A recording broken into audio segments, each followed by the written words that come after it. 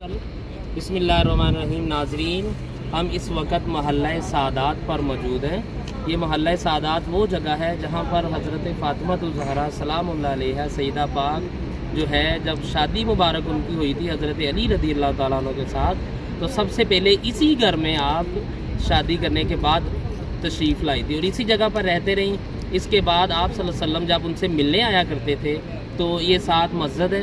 ये मस्जिद में नमाज अदा करने के बाद मस्जिद मिनारतैन फजर की नमाज आप उधर अदा करते और उसके बाद अपनी प्यारी लाडली बेटी से मिलने के बाद वापस जाया करते थे। ये तकरीबन मस्जिद नबवी शरीफ से 2 से 3 किलोमीटर फासले पर महल्ला सादात मौजूद है। और फिर आप सल्लल्लाहु अलैहि वसल्लम ने ये घर दूर होने के बाद आप सल्लल्लाहु अलैहि वसल्लम ने अपनी प्यारी लाडली बेटी को अपने करीब ही घर ले दिया था और वहीं पर आप ये शिफ्ट हो गई थी। और दूसरी बात यह है कि ये इसी घर में हज़रत इमाम ज़ैनुल आबिदीन रज़ी अल्लाह तआला अन्हु जब करबला के बाद वापस आए थे तो इसी मकान में वो रहा करते थे। ये जो मकान है इसके बारे में आपको तफसीलन बताते हैं। इसके साथ कुआं मुबारक भी है जहाँ से पानी निकाला जाता था।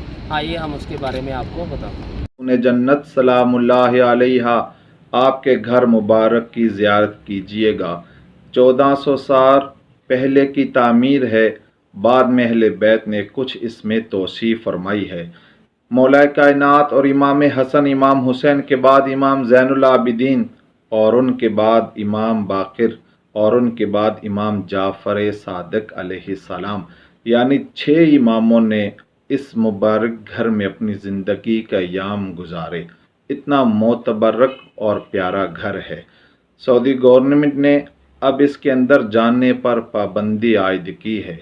जो भी दीदार करना चाहे वो इस घर से बाहर से दीदार कर सकता है, जहाँ पर अहले बैत में से 6 इमामों ने ज़िंदगी गुजारी।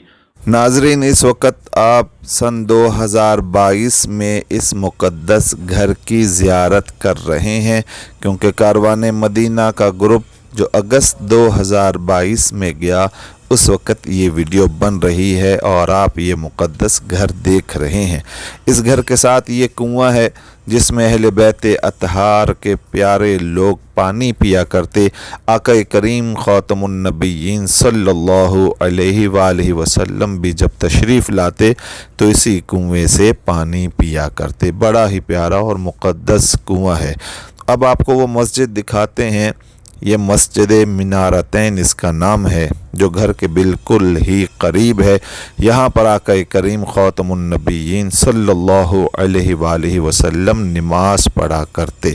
जब भी अपनी प्यारी साहबजादी लाडली सैयदा खातून जन्नत सलामुल्लाह अलैहा से मिलने आते तो इसी मस्जिद में नमाज अदा फरमाते। बड़ा ही प्यारा महल्ला सादात मदीना।